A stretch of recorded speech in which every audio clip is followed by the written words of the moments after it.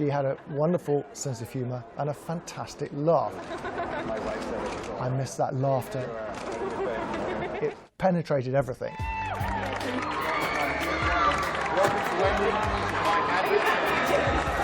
None other has come close to matching the life of Diana, Princess of Wales. An icon of unprecedented magnitude, adored by millions. She was the most famous woman in the world. I'd like to dispel the myth that she spent all these years crying her eyes out in Kensington Palace behind closed doors. She spent a lot of the time laughing. She was a lovely, warm person. I remember someone who questioned a lot, who had funny answers, said funny things, loved dirty jokes, sent me some appallingly risque cards. It's a penalty of the job that Yes. you can't behave as you used to. I think that's probably just as well, if you knew how I used to behave. Diana's transformation from princess and wife to dazzling international star and cultural legend played out in the unremitting scrutiny of the public eye. Did you get the idea that it was becoming an enormous success so that you could enjoy it? Enjoy something like that? Oh, God. It's terrifying. Such a long walk up that aisle for a start. No, I'm only teasing. Am I? But when you came out, when you came out, what did you say? I really want to know that. Diana revived the popularity of the royal family in the face of modern challenges. For 17 years, her luminous but troubled life transfixed millions. She took her marriage into the royal family seriously and treated it as a job. I feel my role is supporting my husband whenever I can, and always being behind him, encouraging, and also, most important thing, being a mother and a wife. She loved them to bits.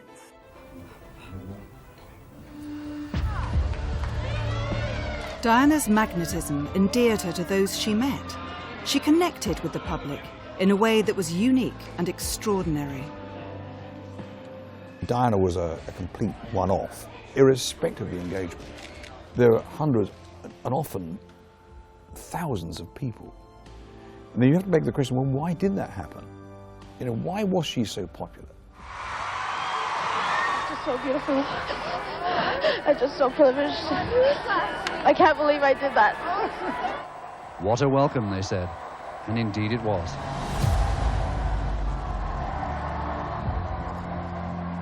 She seemed like a single figure tackling this huge establishment.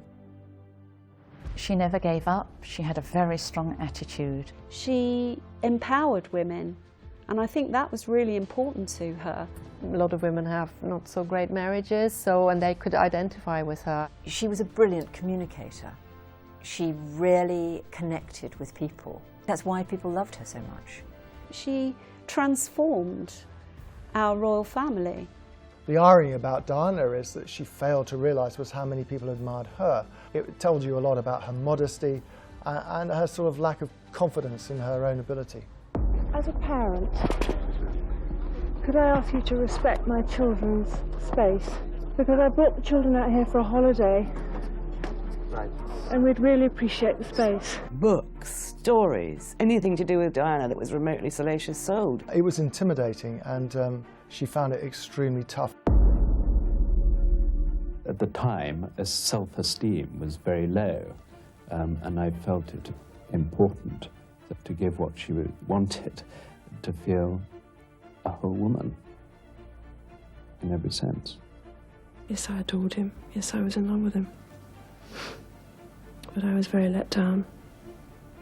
Badly let down is an understatement. All she wanted to do was buy back her letters. And he was an absolute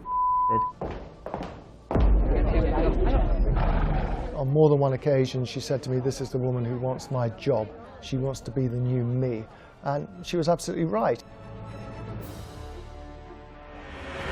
Diana, Princess of Wales, became an international obsession.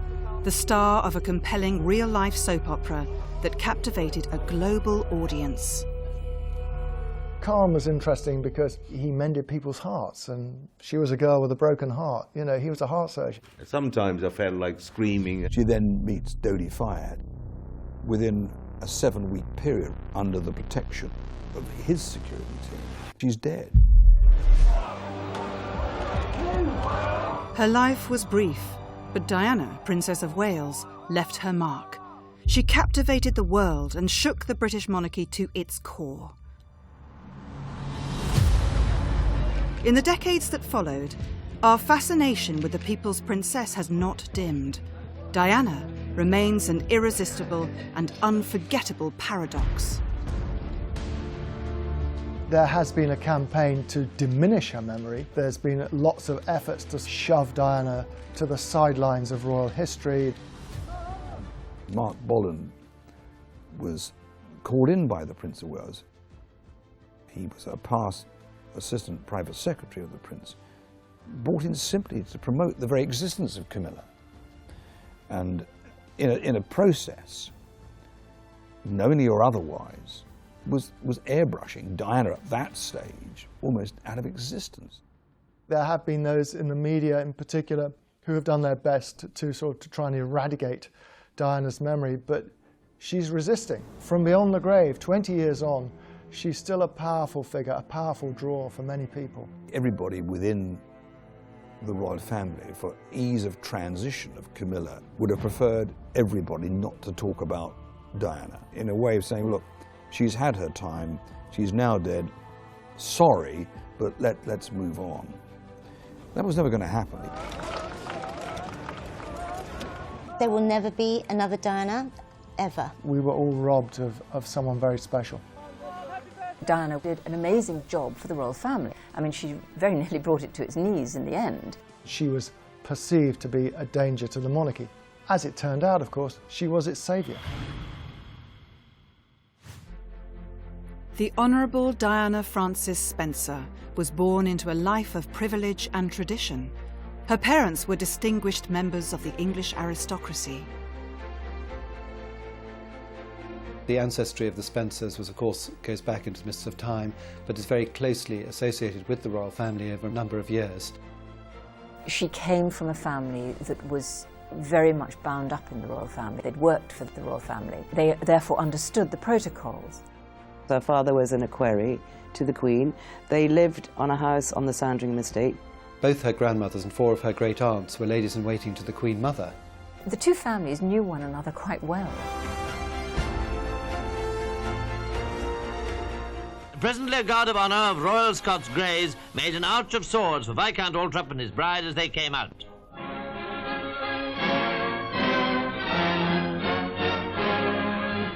It was indeed a brilliant occasion and likely to be remembered as the wedding of the year.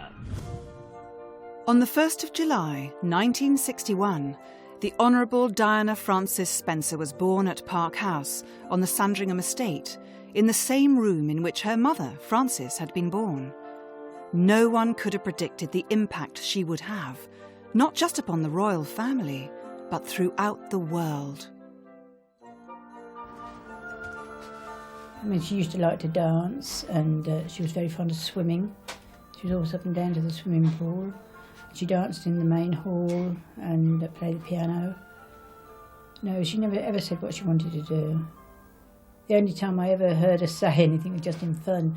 At her sister's wedding, she said, my wedding will be at Westminster Abbey. And she was 18 then, I should think. But we always thought she'd be Prince Andrew.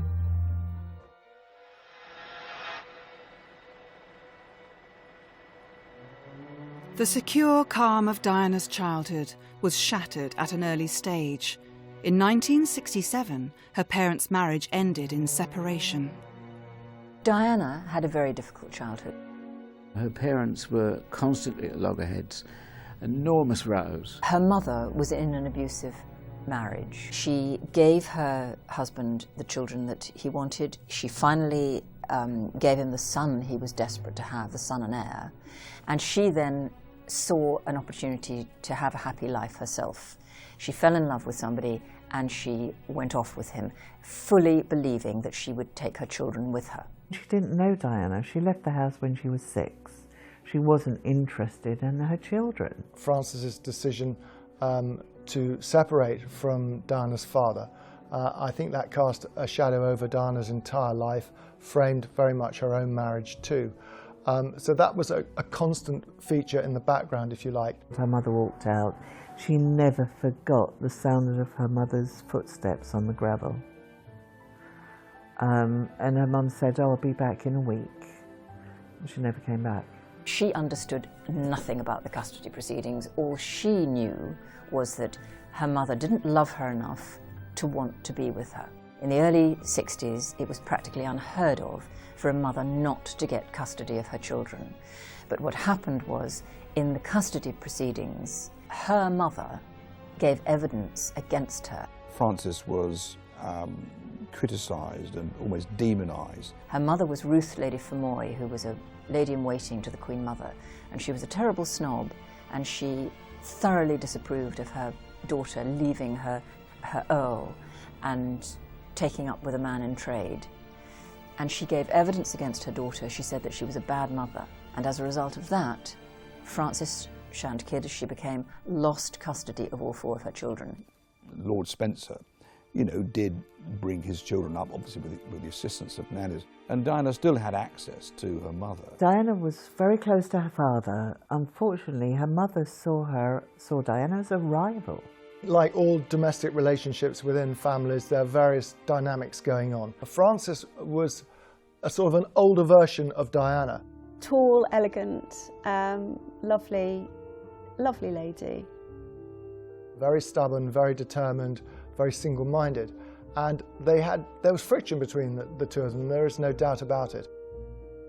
In reality, Frances, her mother, was probably the best friend that she had. At one stage, there is no doubt that Diana and Frances, her mother, were extremely close. She was her closest confidant in the early years of the marriage. I was there one day and she was on the phone to her mother, and they were arguing, and, you know, her mother actually said, you know, "Diana, I'm the one that should have been the star." The tragedy for Diana and for Frances was that at the time of Diana's death, they were not on speaking terms. They had been for many years, but earlier that year in 1997, they had a very bad falling out, and for those last few months, they didn't talk. Whatever happened to the very end of Diana's life and the relationship, I think it sort of fails into oblivion, given, you know, the very closeness that they endured, certainly through the time that I was there.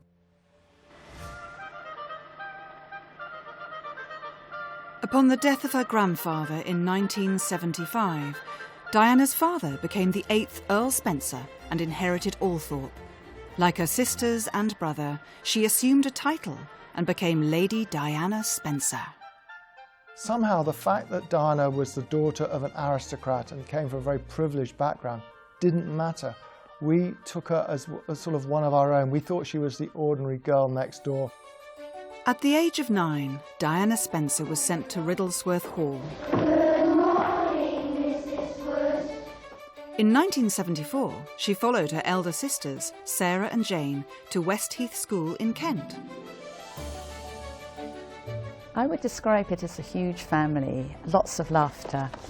The girls, a lot of them were titled, but the staff never knew which girls were titled, so everyone was treated as equals. Diana was a very likeable character and a very helpful person. She was a very easy person to chat with even at that age. In fact, after the class we used to have break, and instead of going off for break, she would want to stay behind and chat and just generally want to know about our lives. She was a brilliant swimmer and won many awards for the school. Diana was very, very keen on her dancing, but mainly the ballet. And actually there were only 2 girls in the class, so it was very special, almost one-on-one teaching. I actually wanted to be a dancer, but I overshot the height by a long way. I couldn't imagine some man trying to lift me up above his arms, but I do it once a week if I can, and it's a combination of tap, jazz and ballet, and I really enjoy it enormously. She was an outstanding dancer, so enthusiastic. I know she used to practice every morning in the main hall before I would arrive. She was very dedicated and an absolute joy to teach. She wanted to be a ballet dancer herself, but she grew too tall. By then, obviously, she couldn't take that path. Nevertheless, she kept up her ballet movements throughout her life. Sometimes she would even go to rehearsals and join in with the English National Ballet. It was wonderful for her because she was able to pop along and walk in on rehearsals. She adored going to Covent Garden and seeing the performances on stage, and of course, famously, she did it once herself with Wayne Sleep. When she danced with Wayne Sleep, I was immensely proud that she managed to do that. It was one of the wedding presents which slightly backfired. She did it as a tribute to Charles, and it was filmed, and Charles wasn't terribly impressed because he thought she was showing off, but in fact it was incredibly courageous of her to go on stage, you know, at the home of English ballet at Covent Garden, and to do a routine with the great Wayne Sleep. Took an awful lot of courage. I thought she looked fantastic. Although Diana Spencer's academic path was undistinguished, outside of the classroom, she had a keen love of music. Her passion was music. It wasn't Duran Duran or Boy George or Wham. I mean, she liked pop music, but her real passion was for classical music.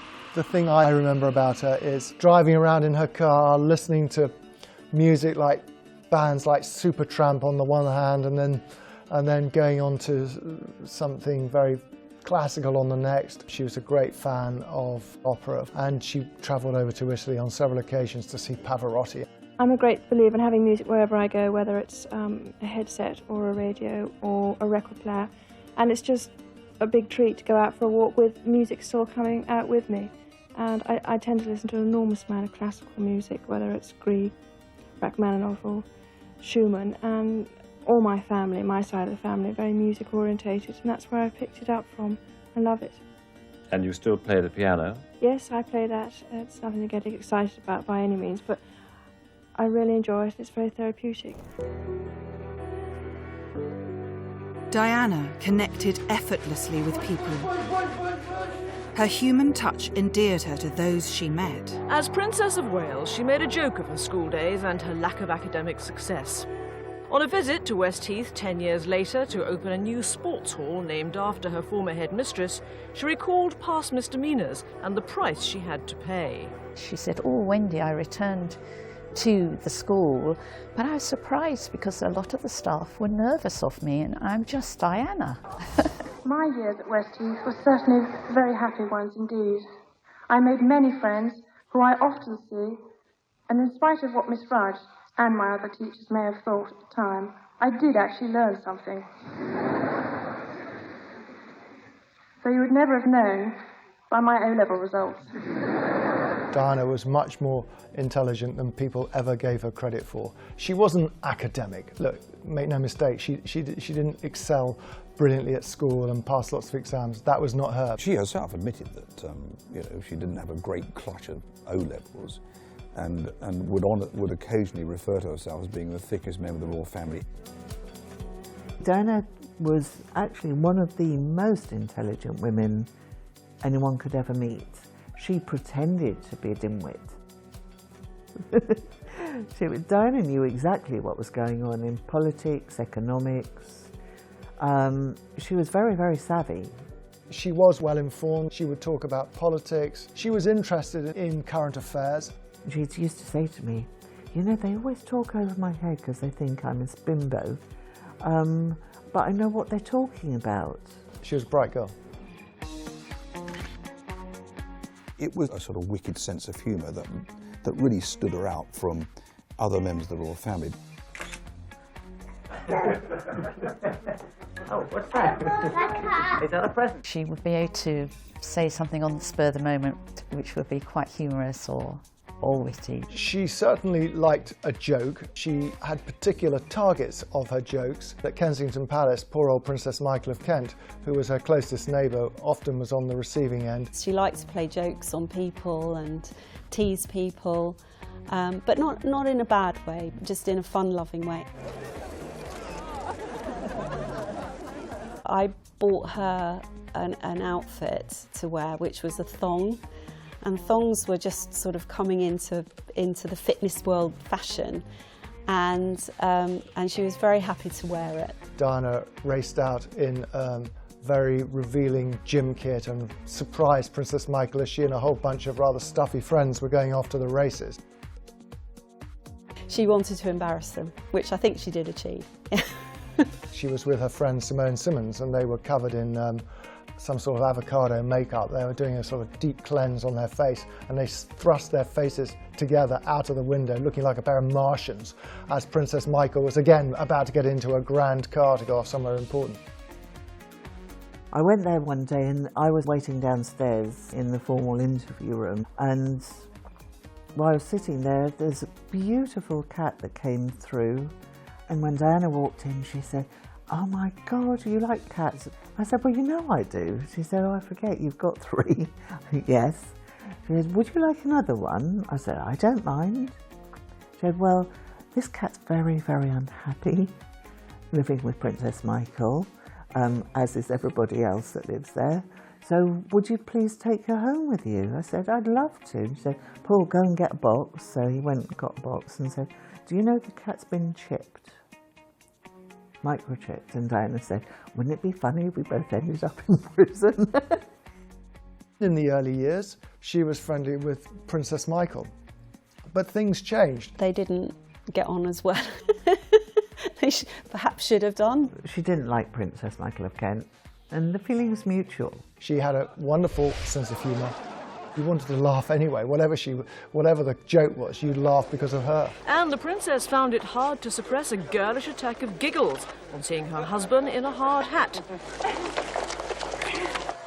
She was funny, witty, and big-hearted. She teased her policemen, she teased her friends, she teased other members of the Kensington Palace staff. When the cameras were off, then it was playtime.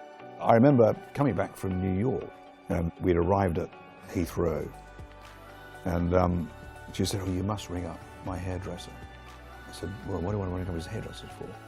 And she said, "Oh, just ring him up, just do one of your funny voices." And I remember ringing him up. He had a salon in Claridge's, and I'm on the sort of hands-free in the car. I rang up and I said, "Hey, Richard," I said, "this is Jack Weisner from the New York Times. We just want to talk about Diana's hairstyle." And Richard, in a very effeminate voice, said, he said, "I don't give interviews." He said, "Well, this is not an interview. We just want to know, when did you last do Diana's hair?" "I'm not talking about her hair." "Well, Richard, let me tell you something. When did you last do her roots?" At which point, Diana and her sister were in the back. I could see Diana sort of stuffing tissues in her mouth, and the chauffeur wasn't actually losing control exactly. But I decided to call it a day. I said, "It's all right, Richard, it's Ken." I won't say what he said. In 1977, Lady Diana attended the Institut Alpin Videmanette in Switzerland. After Westheath, she went to Switzerland for 2 terms, where she went to a finishing school. With money inherited on her 18th birthday, Diana bought a flat in London, which would be her home until the day her engagement was announced. For a while, she worked as a kindergarten teacher. I wanted to teach children, and they said, "Why not come along?" So I first started off doing afternoons, and then I took over the mornings and did whole days. But I only worked 3 days a week at kindergarten, and the other 2 I looked after American baby boy. It was 1977 when the world's most eligible bachelor and heir to the British throne encountered his future princess. It was 1977. Charles came to stay as a friend of my sister Sarah's for a shoot. We sort of met in a ploughed field. I remember thinking what a very jolly and amusing and attractive 16-year-old she was. That marriage came about in a strange way. It came about through granny power. At that particular time, working for the Queen Mother was a lady called Ruth Fermoy, a lady who was Diana's grandmother, who was very instrumental with the Queen Mother, in bringing together this relationship, you could say with some degree of certainty that this was the last of any royal arranged marriage. Prince Charles was under intense pressure to find a future queen. Diana fitted the bill perfectly. Is there any possibility that any announcement of your marriage in the near future, can you tell me? Can you tell me if there's any possibility? I'm not going to say anything, I'm afraid. Right, but Prince Charles did give us a hint himself. He said we wouldn't have to wait too long. Lady Diana Spencer, well, as the Queen said, she's one of us. She knew all the ropes and all the rules. She seemed, in a sense, to be ideal. Actually, she was on the scene and familiar to the Queen and Prince Philip, who were both very fond of her. She touched his heart, and that was the beginning of the relationship.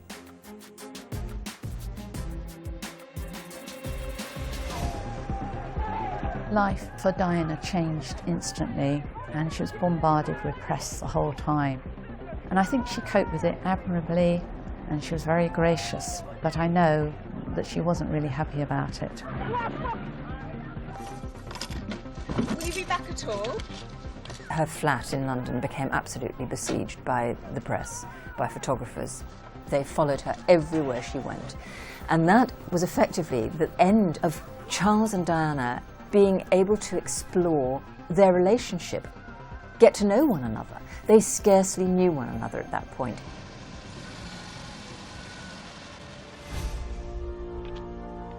On February the 24th, 1981, the royal engagement became official. When she met him, she was very young, and he's obviously very charming, and she was swept off her feet by him. They were, for a time, really completely a dream team. There was love between Charles and Diana at one stage. She never stopped loving Charles.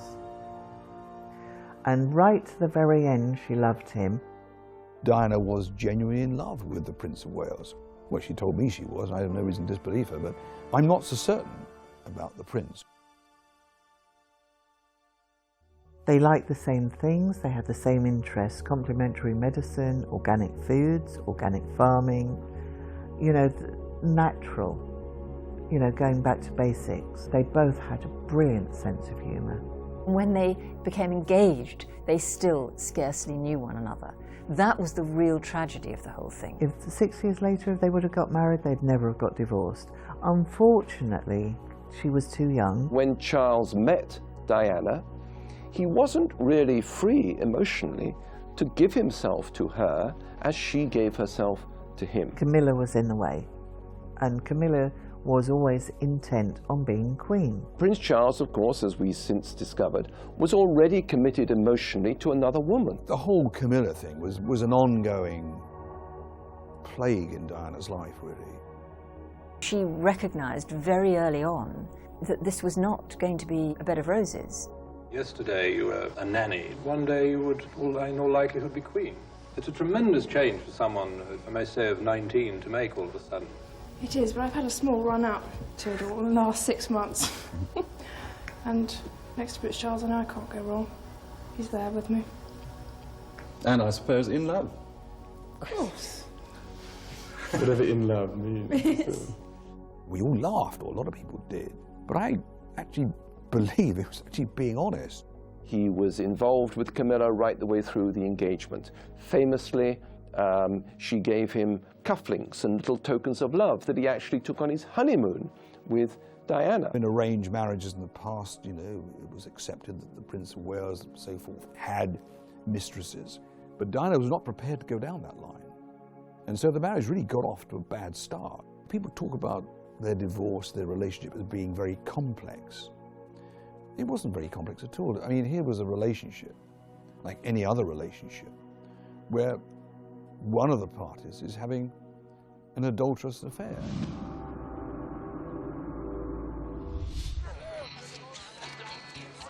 To the captivated public, Lady Diana appeared to be the perfect candidate to fill the position of Princess of Wales. Why have you come here today? To try and get a glimpse of Diana and Charles. Why are you so pleased? Because I think she's just the right person for him. Admired and emulated for her beauty, Diana's wardrobe became a continual focus of attention. When I first arrived, there were a lot of people to help me, and it's now really my own choice. But I can't always wear what I'd like to on engagement because it's just not practical. You'd be amazed what one has to worry about from the obvious things like the wind. There's always a gale wherever we go, and the wind is my enemy, there's no doubt about that. And you've got to put your arm up to get some flowers, so you can't have something too revealing, and you can't have hems too short because when you bend over there's 6 children looking at your skirt, and it goes on like that. You've got to be, clothes for the job, you've got to be practical, and sometimes I can be a little outrageous, which is quite nice, sometimes. She was a very striking woman, very physically striking. She almost had a sort of model figure. She was very tall and she was very slim. She had such a beautiful posture and poise. She had the most amazing, flawless skin. The thing I remember about her is not the glossy performing Diana on the public stage, but the Diana whose hair, when it wasn't all done up and teased up by her hairdressers, was quite flat, and minimum makeup, jeans, terribly tall of course. She looked really amazing when she was in jeans and t-shirt and no makeup. I don't think she really knew how beautiful she was, and she was actually naturally very beautiful. I'd seen her first thing in the morning with no makeup, just straight out of the shower, and she had the most amazing skin. She was just extremely photogenic. At school, you wouldn't have thought that Diana would have become a fashion model. I think she just didn't take a bad pick. I really enjoy looking at pictures of her. I don't like her in white as much, I must admit. One of her first dresses she wore for a public engagement was that black taffeta Emmanuel dress, and the papers the next day said plunging necklines. It was a big scandal. The black dress was, we always called it our transformation dress. There was the plunge element. It caused quite a stir. So there was a bit of a hoo-ha about her décolletage. When she wore the black dress, it was the first time anybody had seen her in grown-up kind of clothes. And before then, she'd been wearing sort of very quite romantic styles with frills and flounces. When she turned up wearing that, it was a transformation of a young girl into a princess to be. There were very few other times she wore black, and it is something normally sort of reserved for mourning. Once she wore the black dress, she noticed the press was paying a lot of attention to her and realised that what she wore had an impact. We weren't really surprised that it fetched such a large price. It was a very famous dress, and that's why it raised such a lot of money. Selling now for $160,000 plus buyer's premium, $160,000. Sold. Thank you very much. It was probably the most exciting auction of my entire 30-year career. On the day the royal engagement was announced, the future Princess of Wales moved to the Queen Mother's London residence, Clarence House, and thereafter to Buckingham Palace. Diana was just thrown in at the deep end. She went to live in Buckingham Palace. She felt a little isolated and a little unsure of her position. She was so young, she was only 19. She felt she couldn't really have her friends around to such a sort of scary place. She moved from her lovely giggly flat with her flatmates into Buckingham Palace, which is very, very different. It was a complete shock to her. Did she watch TV a lot?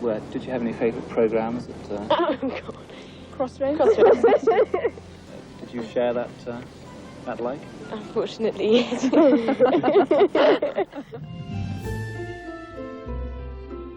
Out of the blue, one day came a letter from the palace, and inside was a letter from Diana asking me if I remembered her at Westheath, and saying because of her situation, she had just become engaged to Prince Charles, that she couldn't get out, mainly because of the press around, and would I consider going to Buckingham Palace to teach her. And we had a wonderful time. It's such happy memories. I used to go to Buckingham Palace 3 times a week. She was very happy. She came across as being very much in love. She was quite tired, as any bride is, with the preparations going on, but I think even more so because there were many dress fittings and then practices of getting into the coach and out of the coach. All the fittings were at our studio. We had everybody trying to find out what we were going to be doing. They even sort of located themselves in the flats opposite us so they could try and film through our windows. We were making the bridesmaid dresses, and that was a lot of fun as well, particularly because Diana used to bring them in for fittings, and one time they were wearing roller skates. It was a very busy time, but very happy time as well. Diana was really happy, and we were happy, and it was very, very exciting. The final fitting was in Buckingham Palace, because our studio was too small to spread out the train, because something that was really long. Prince Charles was away travelling a lot. She thought it was all going to be wonderfully romantic and they'd be having candlelit suppers in Buckingham Palace and he would sort of whisk her away on a white charger, but it wasn't like that at all. She hardly saw him. I don't think anyone actually explained to her the enormity of what she was doing. She just thought it would be lovely to be a princess. What is royalty about? Royalty is a mixture of myth and reality. It's the fairy tale romance of a princess coming together with living history. She lived in a kind of romantic world. She read Barbara Cartland romantic novels. She simply thought royal life would be like something out of a romantic novel. She would marry the prince she loved. She would be secure and safe. And I don't think she really understood what it would involve. Amid economic gloom and an unpopular government, the British people were offered what they have never failed to rejoice over, a happy royal event.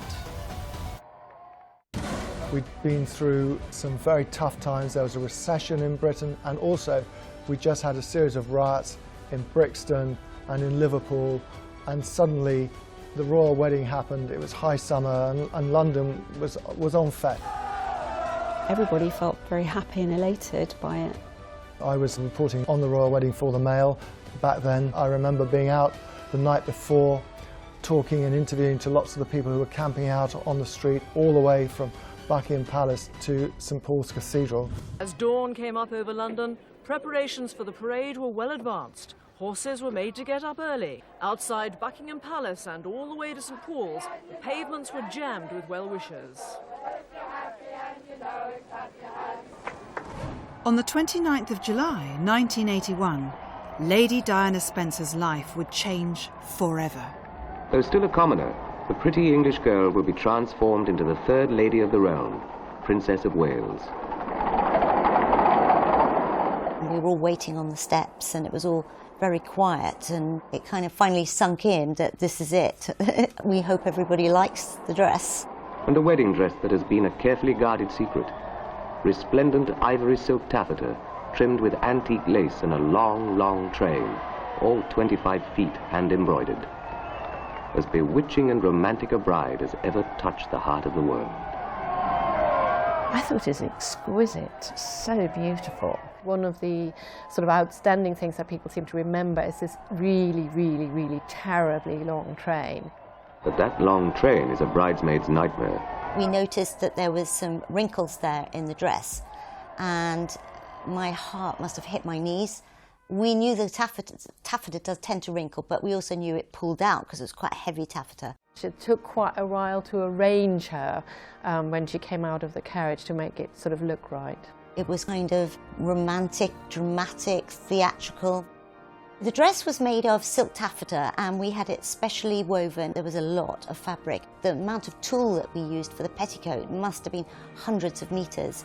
And there was many thousands of pearls and sequins embroidered onto the lace. There was a lot of work on that dress.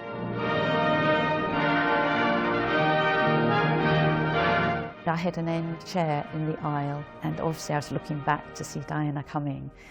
And I'm sure for her it must have been very overwhelming with all these people around, but she was beaming, looking radiant. And our eyes caught each other and her face lit, and I lifted my head a little and she did. And I was really proud of her. Her bouquet, orchids and pale gardenias, dark myrtle and golden Mountbatten roses. Diana never appeared nervous at all. I don't think we ever saw her nervous. I was nervous.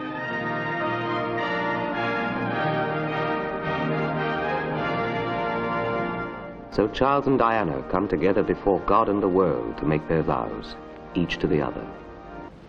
Diana Francis, wilt thou have this man to thy wedded husband, to live together according to God's law in the holy estate of matrimony? Wilt thou love him, comfort him, honor and keep him in sickness and in health, and forsaking all other, keep thee only unto him, so long as ye both shall live? I will. Who can doubt the love and happiness that this couple so obviously feel and share? So strong that for one inspiring day, a whole nation can forget its troubles to unite in wishing them well. All the best fairy stories end with the words, "And they all lived happily ever after." May we pray that this fairy story is no exception. One thing I do remember was the Archbishop of Canterbury, Runcie, saying, "This is what fairy tales are made of." It's a wonderful and special day, full of hope.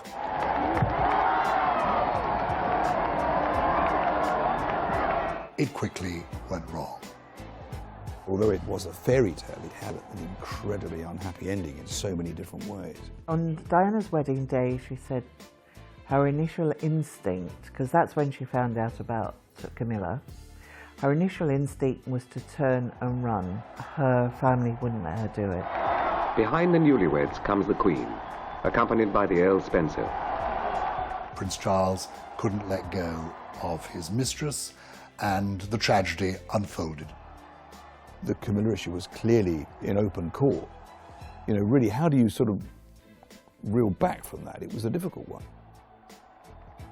Did you marry the right man? Well, a full name is quite something to get organised. And have you really endowed your wife with all your worldly goods? What did I say? Did I say some of my worldly goods? Amid scenes of national joy and celebration, the public obsession with Princess Diana began.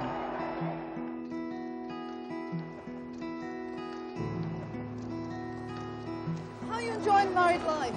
Highly recommend. She was an event. Wherever she went, her presence connected with the great British public. They loved her. She wasn't some sort of staid fuddy-duddy out the House of Windsor. She was a breath of fresh air. She was glamorous. She brought a film star quality. The people of York turned out in their tens of thousands on a sunny morning. And in what's become an instant tradition, there were gifts and flowers by the basketful. Diana had glamour, plus the status. Now, Hollywood movie stars have got glamour. They haven't got the status that you get from being a future queen. And so Diana was unique. We want down! We want down! Her style, her involvement, her approach, her attitude, her fun, her sense of humour, endeared her to the public. Whoever associated a sense of humour with the royal family before until she came along? She had a natural way of greeting people and making you really believe that she was genuinely interested in you. She made you feel important. She was just wonderful. She was immensely popular in a way that is very hard to imagine now. I don't think she had any concept of just how popular she was. If she went on these tours, she assumed that people will sort of bust in to see her. I said, no, people come to see you because they want to see you. These aren't sort of one-party states where people are forced to come pay homage to you. After she died, I actually thought, if she only knew. As her celebrity flourished, Diana rapidly learned how to make an impact. The clothes were kind of a language for her, and you could see how she was feeling or what message she was trying to get across simply by looking at what she was wearing. You could always tell if it was going to be a good day with Diana or a bad day. If it was a good day, she'd arrive wearing pink or red. That meant she was in a rosy mood. She had her rosy specs on, sort of metaphorically, and she'd cooperate. But if you turned up at a job and she was wearing black, we'd think, oh God. She'd keep her back turned to us all day. She was very clever at handling the press, and getting across the message that she wanted us to publicise for her. She didn't send sort of big trends, but she picked out particular pieces and then other people would wear them. As she got more and more confident in her own style, she would push the boundaries a bit. For a while she was also very much into sort of military style, so she had a lot of Cossack coats and things with frogging. For Diana, her hair was a big thing as well, it wasn't just what she was wearing. When they went to New Zealand, they were confronted by 5 or 6 women all having the same hairstyles and high-crossed blouses. My clothes are not my priority. I enjoy bright colours, and my husband likes to see me look smart, presentable, and I do think there's too much emphasis on my clothes. I mean, fashion isn't my big thing at all. The royal couple seemed an almost perfect match. For a while, the idyll continued to bewitch an unsuspecting public. Even the couple's dissimilar interests seemed captivating. I was lucky enough to marry her, and we had many messages.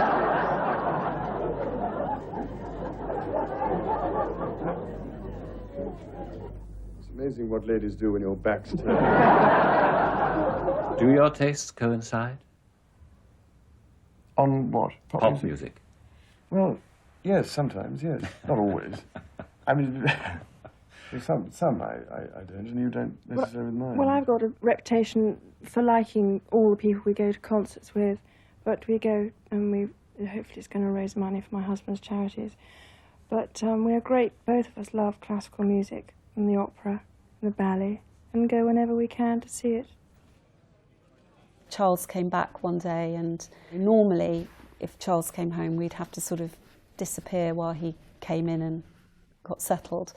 But on one occasion she said, no, we're going to go and meet him on the stairs. We both had our exercise kit on and met him on the stairs, and I think that was her way of trying to embarrass him. But he handled the situation very well. Was most gracious. The People's Princess expertly updated ancient royal traditions. Unlike other royals, her attitude was open and friendly. Diana was unique in the sense that she would never refer to you by your last name, which tended to be the norm with other members of the royal family. I mean, seeing royalty that close up, I mean, they'd actually, like, take the time out to come and talk to us. Like, it's just unbelievable. God, it was great. I used the whole roll of film. It was worth it, I swear. The people who loved her were the staff. I've not found one royal servant who didn't love her. She was not publicly acknowledged by other members of the royal family at the time for steering the royal family into the 21st century. There was some criticism about how much attention she was able to draw to herself. Part of the problem was that they were jealous of her popularity. I worked with the Duke of Kent. When I went with him on a number of engagements throughout the United Kingdom and throughout the world, very few people, if any, would ever turn up. And he would jokingly say to me, he said, well, nobody knows who I am, so nobody come here. They did with you when you were working, with Diana. It was this popularity that I think was the problem. Diana represented her country with such panache that the Prince of Wales began to look like the junior partner in the royal enterprise. I haven't yet worked out a method of splitting my wife in half. She ended up eclipsing Prince Charles, which can't have been his intention. He wanted to have the limelight too, and it wasn't to be. He felt that he had really important things to say, messages to deliver in speeches, and of course he would make speeches, and he would have Diana by his side, and the press ignored his speeches, and they talked about Diana's hairstyle or her clothes, and Charles found that incredibly frustrating. I've come to the conclusion that really it would have been far easier to have had 2 wives. To have covered both sides of the street. And I could have walked down the middle, directing the operation. Charles jealous? He doesn't know what jealousy is. In June 1982, just 10 days after her 21st birthday, Princess Diana gave birth to a son. It's rather a grown-up thing, I found. William Arthur Philip Louis Mountbatten Windsor became heir to the throne with the title Prince William of Wales. Let's see. Look. She was incredibly devoted to being a mother and a wife. She was a fantastic mum. I mean, no one can take that away from her. The princess found new happiness when her second son, Henry Charles Albert David, was born in 1984. He assumed the title Prince Henry of Wales, but the princess announced that he would be called Harry. Okay, here we go. That's fine. And One look at him over there. She did smother those boys with love and affection, but never over the top. They loved the mother. I witnessed that over many, many years. From day one, when William went to school in '86, unless there was an engagement out of London or that took her abroad, she would take William to school and be there when they arrived home in the afternoon. She wanted to give them a very normal upbringing, even though their circumstances weren't particularly normal. She did things with them that other royals didn't do. For example, you know, she took William and Harry out, took them on the London Underground, took them on London buses, on London taxis. The Prince of Wales had a problem with this. You know, why do you want to take them on a bus? You know, why do you want to take them on a taxi? Couldn't see that. I can understand him saying it, but this was her way of saying, look, this is what is out there. She let them see the difference between the privileged and underprivileged. He would say, you know, why do you take them to a burger bar? You know, we've got a perfectly good chef. A good question, and an understanding question, but it wasn't about that. It was about Diana and the way that she felt that her children at that particular age should be educated, where all their friends were doing all these things on a daily basis. There's always this myth that William, being who he is, hardly ever sees a child, but I have two sisters that have 5 children between them, and I have lots of friends who have children as well, so we get around. He just adores other children and very much an organiser, which probably might be helpful in future years. It's because of Diana that William is the young man that he is today. He's much more relaxed, not nearly as buttoned up as his father. He has many of those Spencer genes in him. Harry has them even more. Court life presented a challenge for Diana. Her free-spirited nature clashed with the protocols set by the royal household. Did you know what you were taking on and not being able to just walk down the street? No, I didn't. Diana sort of strove for what she would often refer to, I want to be normal. But of course, for a lot of members of the royal family, it's almost impossible to be normal. But I think Diana got close. It's wonderful that she could go out in disguise. One time she was experimenting, and this person answered the door to me, walked me up the stairs, and, you know, in her small lounge, that William and Harry were there, and she said, oh, the princess will see you now. And the boys just could not stop laughing. And she said, I fooled you, didn't I? Said, oh my God.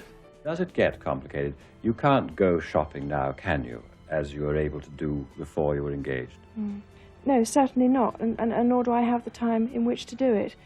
But it helps me to see what's around, not necessarily clothes, but books, all sorts of things. And it's just nice to just keep in touch with everybody, or go out shopping with a girlfriend who wants to buy something and wants me to come along.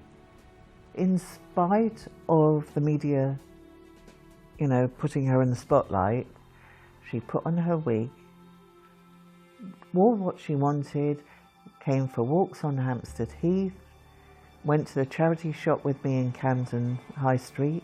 She was a very striking woman, very physically striking, and you didn't forget Diana if you saw her in the street. She did her best to disguise herself, the old baseball cap.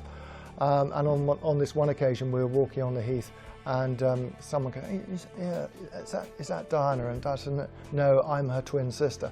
Oh, right, okay. And we just carried on walking. I remember we picked up the Underground train at Hyde Park Corner, travelled on the Underground train at Piccadilly Circus, got off the train at Piccadilly Circus, and people would look and think, is that Diana? No, they wouldn't travel on an Underground. So there was never a security problem. She was quite disarming with people. I mean, she didn't mind being recognised, although she preferred it if she wasn't. And we got on the bus. Again, Harry and William scrambling up to the top deck. And I remember even when they had conductors buying a ticket. He didn't know whether to give them a ticket, sell them a ticket, or let them travel away, because he didn't believe for one moment that they were on this bus. Now this, to me, was a good way of educating royal children. What do you say, Ma'am, when you read in the papers that you are a determined, domineering woman? I don't always read that. I'm people very willing to tell me that. But I don't think I am. I'm a perfectionist with myself, but not necessarily with everybody else. And those stories arose a long time ago and have kept coming out again and again. But I don't think I am. You feel hurt by them? Well, obviously one does. You feel very wounded, and if it comes out, you think, oh gosh, I don't want to go out and do my engagement this morning. Nobody wants to see me. Help, panic. But you've got to push yourself out and remember that some people hopefully won't believe everything they read about you. Princess Diana was branded as the ultimate manipulator of the media and a self-publicist. But in reality, she promoted her image only for the good of others. Diana had an intriguing relationship with the media from day one. She always did that check where the camera is. Okay. She was a professional in that sense. The media loved Diana.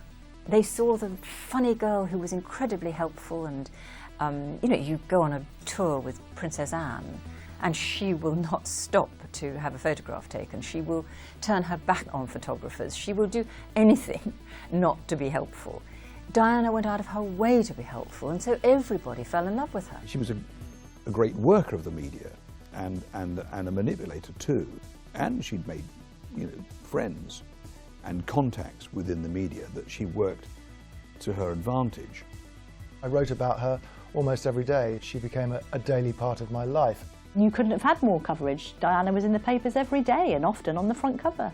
There's far too much about me in the newspapers. It horrifies me when there's something important, like there's been a bomb or something. They'll put me on the front page. There is a department within Buckingham Palace that prints out extracts from the papers, so they read it. They either read it, forget it, or read it, or fume over it. Diana knew everything that was printed. There were clearly things I wrote that she was furious with. She got upset with Richard Kay, and I said, hold on, Diana. Please read it again. Read it out loud to me, what he's written. Not what you think he's written, what he's actually written. And she said, oh, I see what you mean. They got pictures of me getting in or out of Diana's car. I mean, it was an entirely normal procedure, but it was used by the media at that time, whichever newspaper it was that published them, to sort of attack Diana and to accuse her of hypocrisy, because at the time she was complaining a lot about the intrusion of the media, and there she was sitting in her car with one of the media figures, i.e. me. What Diana didn't like was when complete untruths were written. You could argue that Diana was going through the early stages of fake news in the 80s and 90s. There's always so much going on with Diana. There was always another crisis looming or another situation, so she didn't dwell on the past too much. She did live life in the fast lane. Everything happened very quickly in her life, you know, and it was almost like she was in a hurry to get things done. She always said to me that her life would end abruptly. She said, you know, Simone, I'm never going to make old bones. She said, you know, I'm going to go before my time.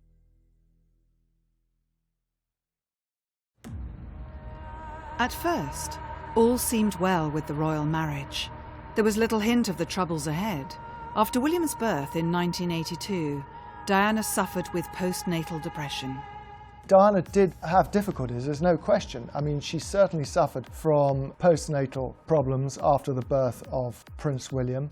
There was a little bit postnatal depression.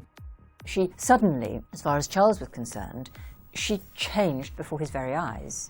This lovely, happy-go-lucky, easy, laughing, giggling, funny girl who made everybody else laugh suddenly became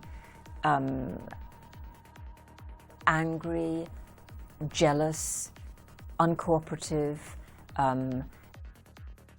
She had terrible mood swings. She manifested a side to herself that nobody had seen before. All she wanted was a big cuddle and a shoulder to cry on, and unfortunately Charles' upbringing precluded all of that. He didn't know how. He really didn't. He didn't know how to help. He thought that it was his fault. You know, she was as emotional as any other woman. He was a very busy man, totally committed to duty, and just didn't have the capacity, emotional capacity or anything else, to deal with Diana. Things never really improved. These are entirely natural occurrences which many women suffer from, but coupled with being this most worshipped woman on the planet, it must have all contributed to her well-being. People like Miller and his inner circle saying, you know, why don't you put her into a psychiatric hospital? She was totally compos mentis. And Diana didn't sort of throw herself down royal staircases, you know, to receive attention, because very often there's nobody at the bottom of the steps to receive you anyway. The Queen stuck in the middle, which was really nothing she'd ever had to deal with before in her life. She really didn't know how to deal with the moral confrontation of this hysterical woman on one hand, and then her son sort of saying on the other hand she's mad. Absolute. Can I go on record as saying that's rubbish? She was completely and utterly normal. She clearly was highly strung. She did things which, on balance, she wouldn't have done if she'd reflected about it. And it is easy to paint her as some kind of nutcase, but personally, I don't think she was. Maybe on occasion she had little outbursts because she was just genuinely frustrated with the way people were behaving around her. Certainly some of the people in Charles's circle, they're all yes people. And they didn't know how to deal with somebody that is human, tactile, emotional, that's just had a baby. You know, they're used to people, oh, you've had a baby, you dump the baby with a nanny and carry on. Well, Diana wasn't that sort of person. She was completely normal. In fact, more normal than probably other people in that family. I'm supposed to be dragged off in a minute with men in white coats, so if it's all right with you, I thought I might postpone my nervous breakdown to a more appropriate moment.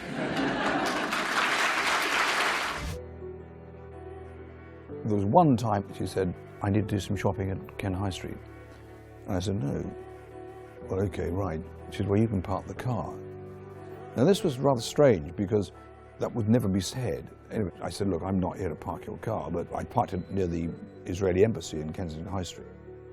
At which point, Diana gets out and ran away up Kensington Palace Gardens, which was unusual. I thought, well, I'm not going to run after you, you know, that's not my game here. Although some would argue maybe I should have done, but I didn't. But I knew that she wanted to buy some CDs from the then Tower Records in Ken Church Street. So I decided that I'd go and wait outside Tower Records, knowing that she didn't have any money.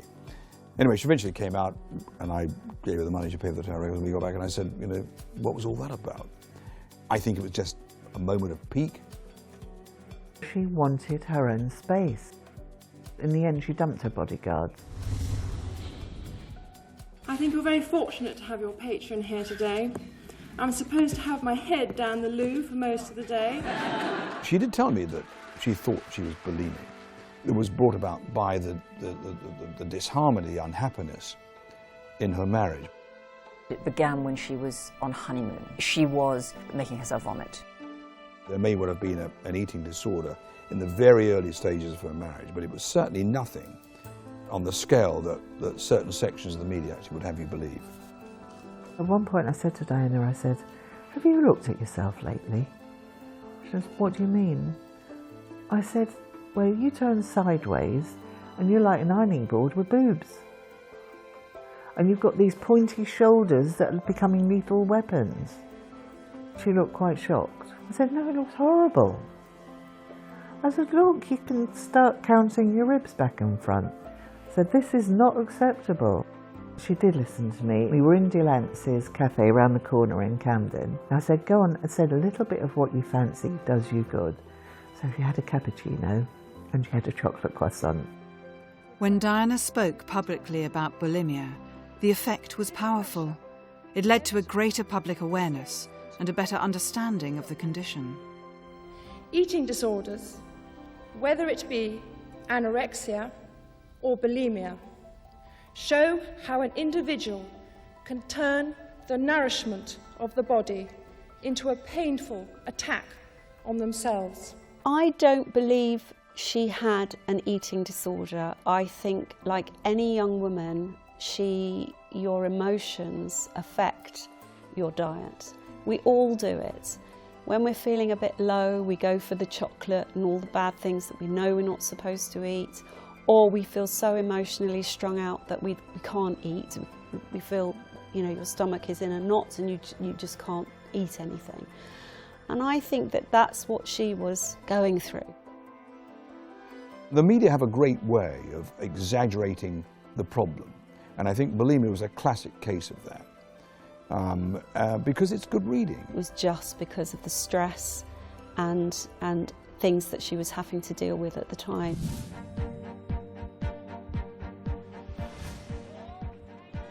No one could attract attention to an issue quite like Diana. She transformed duty and obligation into a remarkably successful personal calling.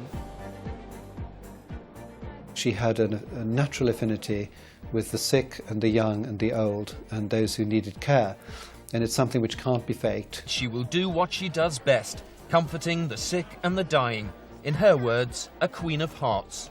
This is okay. I witnessed on many occasions her presence as a patron, raising millions of pounds for research in a variety of different needy causes.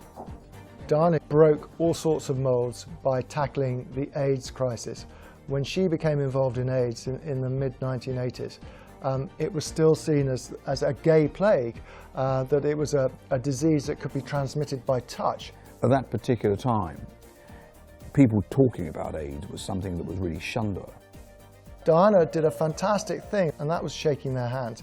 And in an instant, it changed attitudes and rewrote the book about AIDS all over the world. You can shake their hands and give them a hug.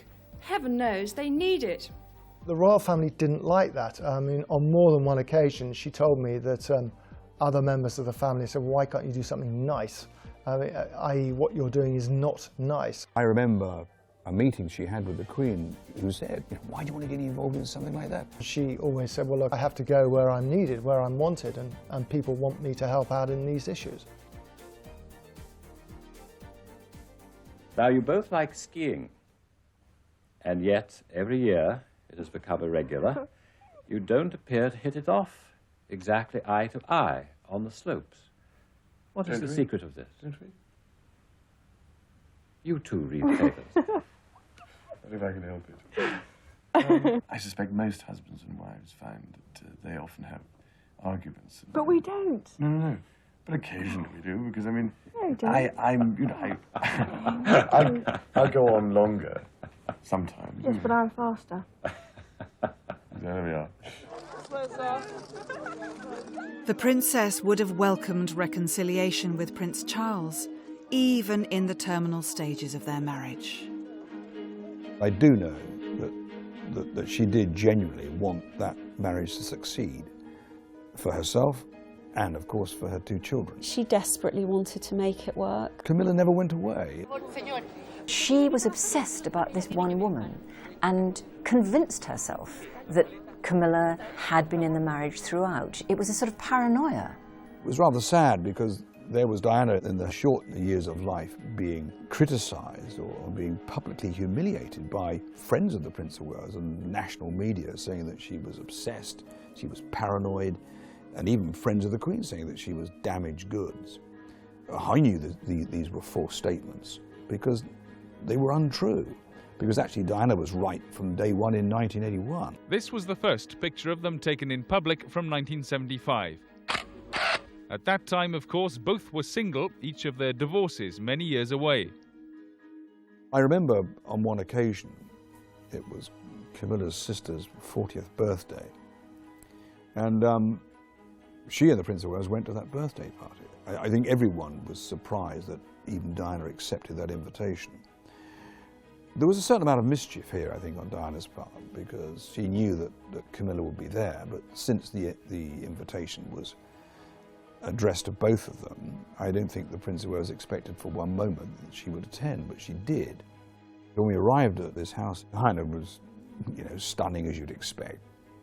And the door was opened in this room of a number of people. Suddenly, it was like a freeze frame of people whose faces were absolutely stunned that Diana would come to this party knowing full well that the other woman that she talked about was there also. You know, after about an hour or so, my name was being shouted in the corridor. And it was Diana, so I went out and said, "What's up?" She said, "Ken, I can't find the husband or Camilla." So I said, "Well, what are you going to do?" She said, "I've got to find them, Ken." And I said, "Is this a good idea?" I said, as if, you know, you always expected something like this would happen. And she said, "No, we've got to do it, Ken." I said, "Well, this isn't my role. This is not for me." She said, "No, I want you to be with me. I want you to witness it." Okay, I mean, reluctantly, I did. And we went to this room in the house, and eventually there was the Prince and Camilla sat talking. And Diana just went across and literally went and looked at Camilla and said, "Don't think I don't know about this. I've known about it since I've been married to the Prince of Wales." And Camilla said something really strange. She said, "It's all right for you, Diana. You've got two wonderful boys." And even I had to sort of think, you know, what really was the point of that statement? That was the beginning of the end. And Diana had realised, well, that is the end. We've recently learned from a new biography of Prince Charles that he was in therapy for 14 years. Now, was that because of his marriage or because of him? As she strived for personal growth, the princess took refuge in her children and her charities. She also consulted an extensive range of advisors and alternative therapists. We had the sort of tarot cards, we had the copper pyramid, we had colonic irrigation. The only psychic that she saw, she was Rita Rogers. She spoke to every single week, and she saw her at least once a month. She was her medium. All these people felt that they could read into Diana's future and set her on this course of magnificence. Some healer that she saw that was strapping fossils to her body. I said, "Really?" I said, "So you want this dinosaur energy?"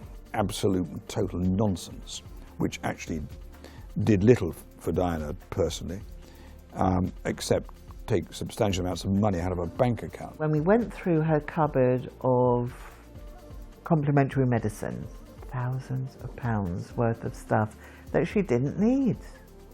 I said, "Blimey, you've been talked into all this stuff. Don't fall for it." You know, Diana did this because this is what friends were saying was going to be good for her. She was really stressed. And she was looking for answers, but she was looking in the wrong places. I just think it was a bad idea. Have you tried to change Prince Charles in any way since you got married? Not at all. I mean, obviously the one or two things, like maybe the odd tie or something, but nothing. Shoes. We won't go any further. But but nothing dramatic.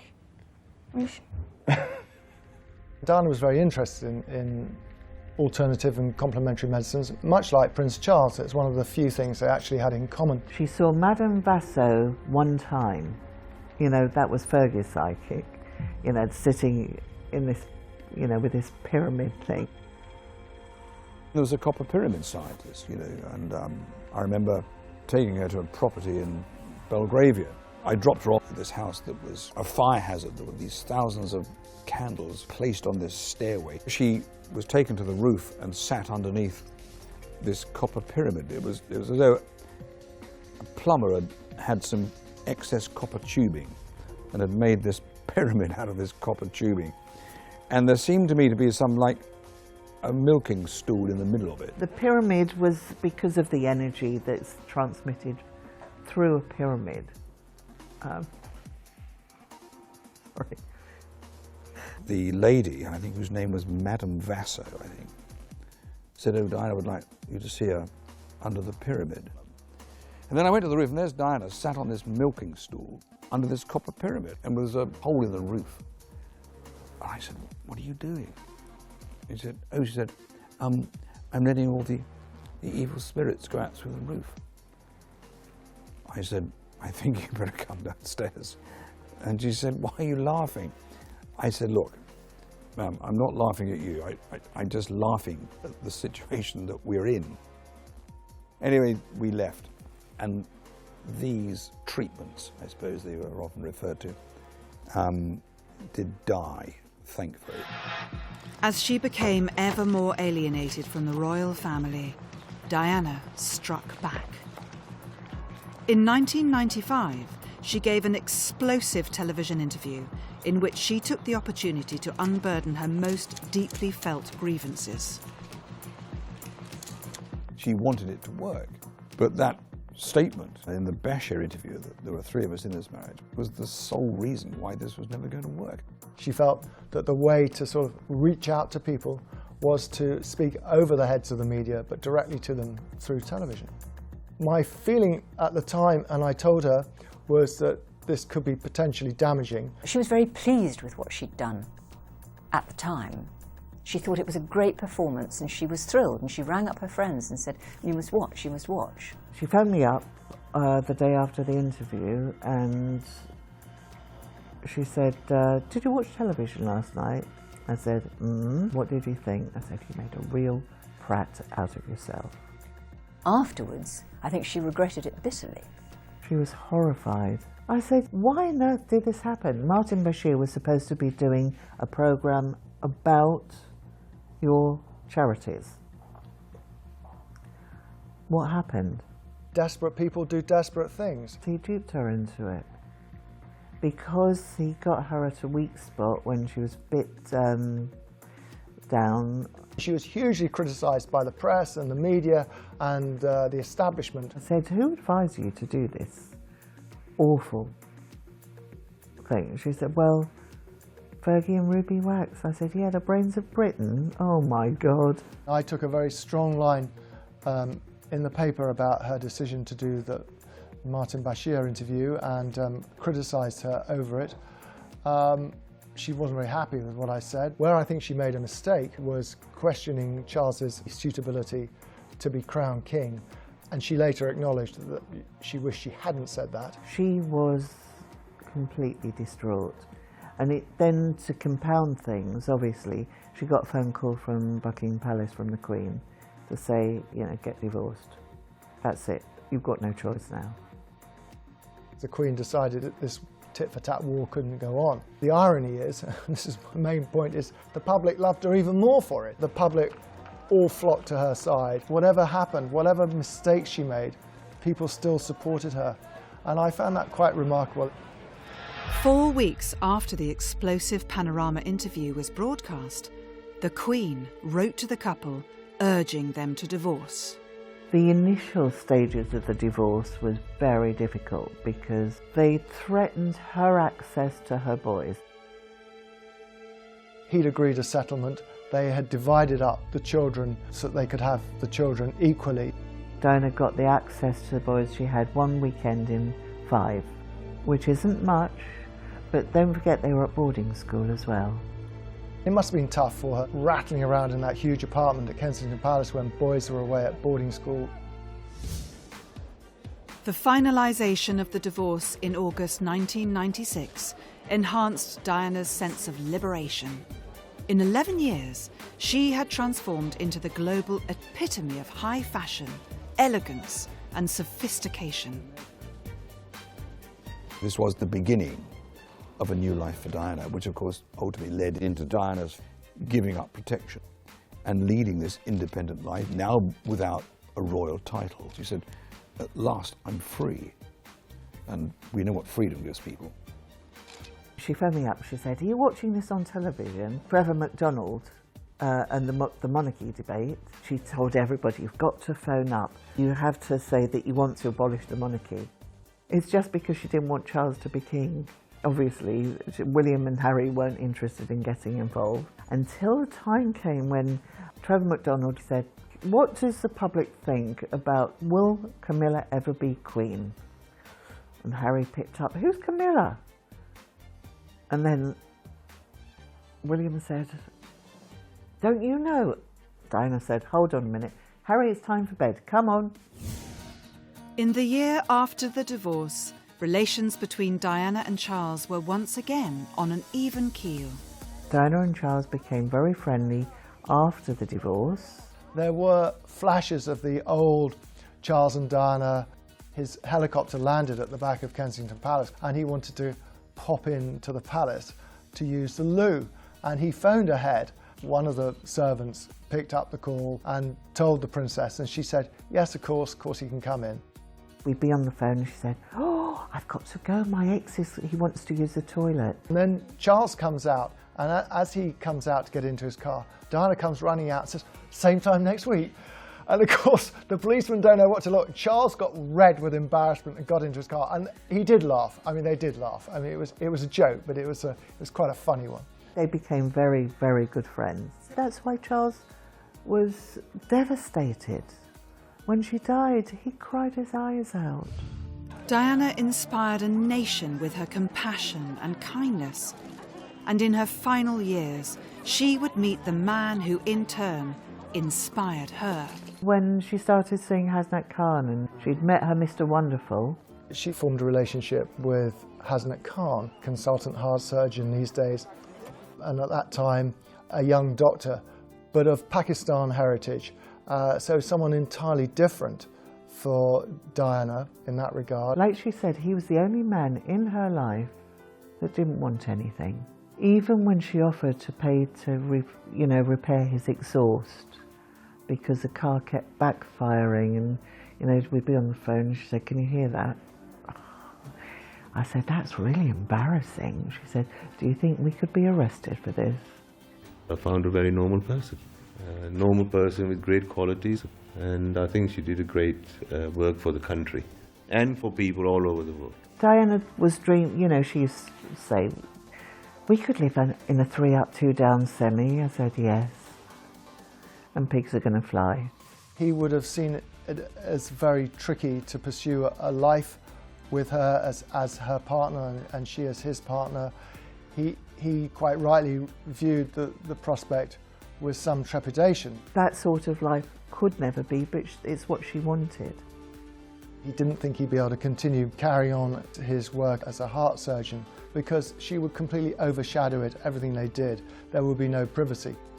The only way he felt that they would have a future together would be if she were to move to Pakistan.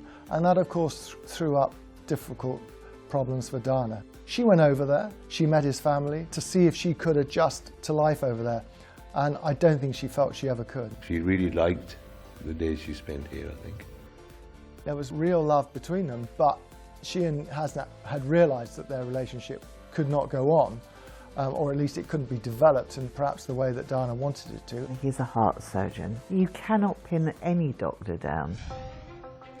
An unlikely friendship with Dodi Fayed, the son of the controversial owner of Harrods, was the last surprising twist. Something happened because Diana went public with Dodi Fayed in that last summer of her life, and he was the only man, apart from Charles, who she allowed herself to be seen with in public. When she went on holiday with Dodi, he wanted to make Hasnat Khan jealous.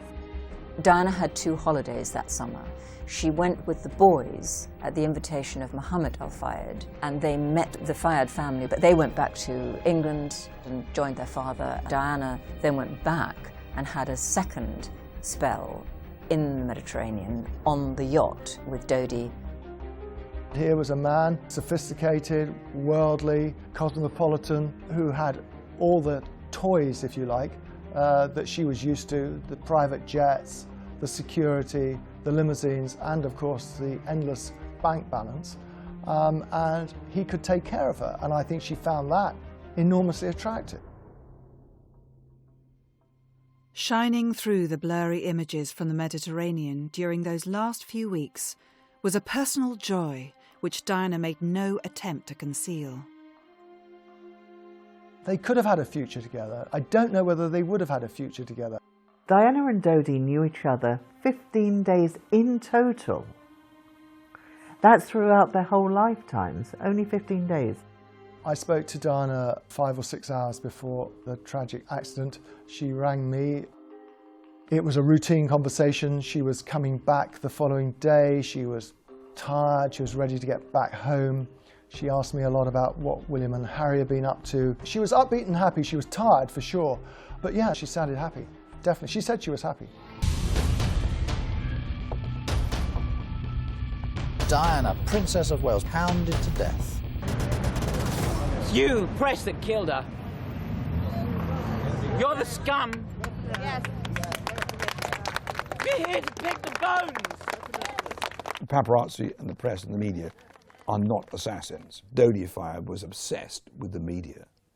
And instead of, allowing the media to have some part of this by giving them a photograph, he made the fatal mistake of actually sort of fighting against them. They can be invasive, they can be annoying, but the point is, they were never there to kill you. There was this most awful feeling that this wasn't really happening, that we weren't really telling the nation and indeed the world that Diana was no longer with us. My sister rang me and she said, "Have you heard the news?" I said, "What news?" She said, "Diana's died." And I said, "Diana who?" And she said, "Princess Diana." I was absolutely devastated. It was so shocking, and still is. I didn't want to believe it. It was like, okay, I'm going to wake up from this nightmare. I felt desperately sorry for her family. Thank you so much. There was like a kind of global explosion of shock, which released this extraordinary kind of strange pagan form of mourning. The British people felt very deeply about Diana. They felt her loss personally. It was like losing a family member. It's something about the way she interacted with people.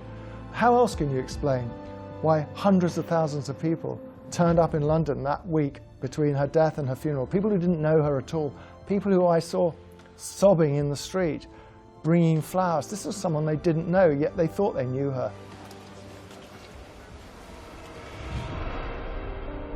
Today, Diana's compassion and influence for good lives on, forever frozen in time. She had this remarkable star quality that we may never see again.